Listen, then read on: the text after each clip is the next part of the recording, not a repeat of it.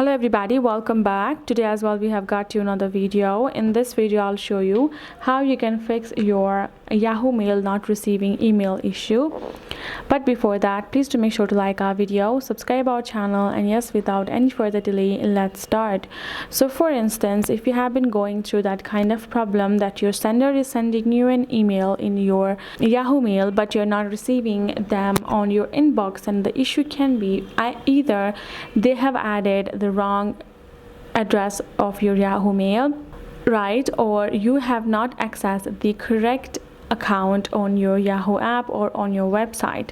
So what you're gonna do if you're having that issue on your mail, it's on your website, then you have to make sure that you have to get the app itself for you to get the continuous notification. So go ahead, install the Yahoo app, and then have the account set up on your app so you can get the notification, and make sure you turn the notification on as well to get you notified.